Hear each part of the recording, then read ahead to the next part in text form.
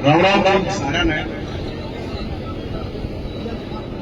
देखो, भगवान पहले तो उस लड़की की आत्मा को शांति दे।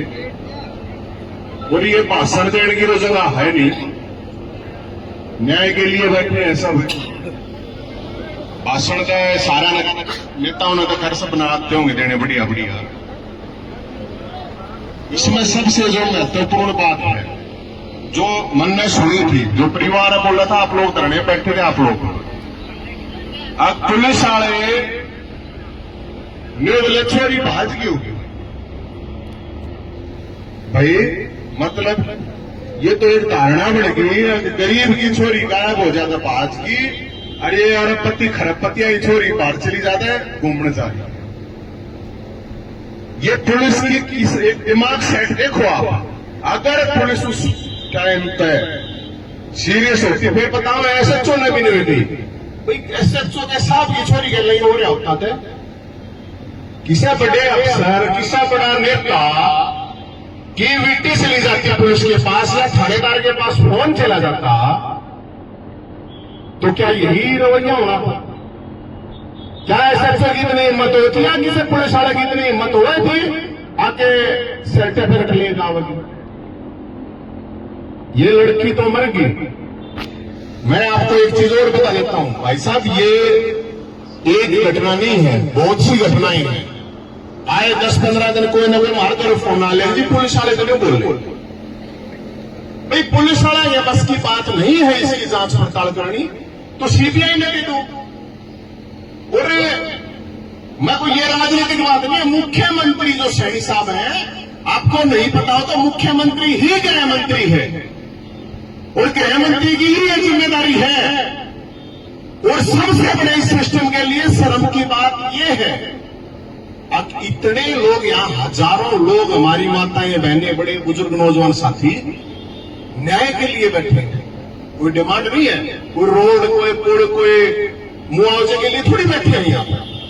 न्याय के लिए भी अगर हजारों लोगों को यहाँ बैठना पड़ रहा है, इससे डूब मरने की शर्म की बात, इस पूरे के पूरे सिस्टम की बात कर रहे हैं।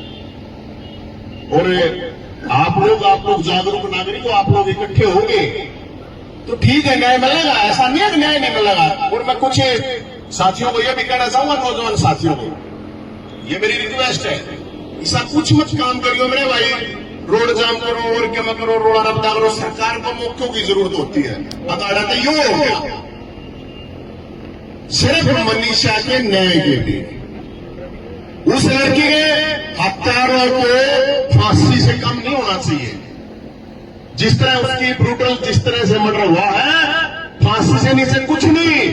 फास्ट ट्रैक कोर्ट एक मनीषा की तो हत्या होगी, लेकिन हजारों लड़कियों की जान और हजारों लड़कियों को हौसले के लिए। और कल कोई पुलिस वाला ये नहीं कह पावे आज छोरी का सर्टिफिकेट का होगा। इस पर मुख्यमंत्री साहब आड़े, सीआईडी वाले, पुलिस वाले और भी होंगे। ये बहुत गंभीर बात है, क्योंकि ये कल और कितना होगी घटना।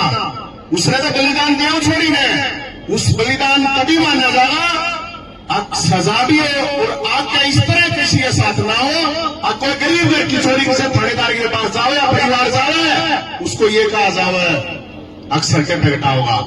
ये किसी पुलिस वाले के मुंह तो नहीं निकलनी चाहिए इतना करा। और ये जो सस्पेंड वस्पेंड किया, वो सस्पेंड कुछ भी ना होता, सस्पेंड वस्पेंड कुछ नहीं होता। अगर उन्होंने लापरवाही नहीं कर रखी है, सस्पेंड भी क्यों? और अगर उन्होंने लापरवाही कर रखी है, उस चीज में इतनी अनदेखी करी है, तो इतनी सख्त कार्रवाई हो, अब किसी की हिम्मत नहीं होनी चाहिए। तो मैं तो ये कहूंगा जी, और जो भी कमेटी है, आप लोग जो भी आदेश करोगे, जैसा आदेश करोगे, उसे हम तो मानना तैयार है। लेकिन ये बहुत गंभीर मामला है, बहुत सीरियस इश्यू है।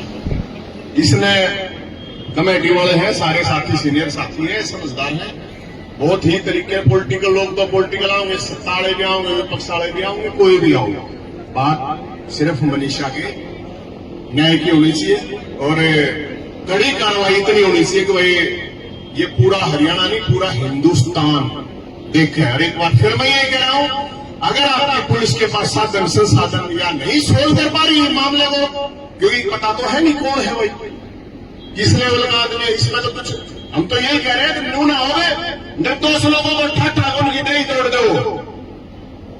पुलिस ऐसा करती है, अठारह निर्दोषाला उनकी दही तोड़ दो और असली जो दोषी है वे बच जावे। दोषी नहीं बचना चाहिए भाई, और निर्दोष उसमें कोई फंसाना नहीं चाहिए। मेरी तो यही है, और मेरे वो जिस आदेश आप लोगों का होगा, हम जरूर उसके लिए तैयार हैं। बहुत बहुत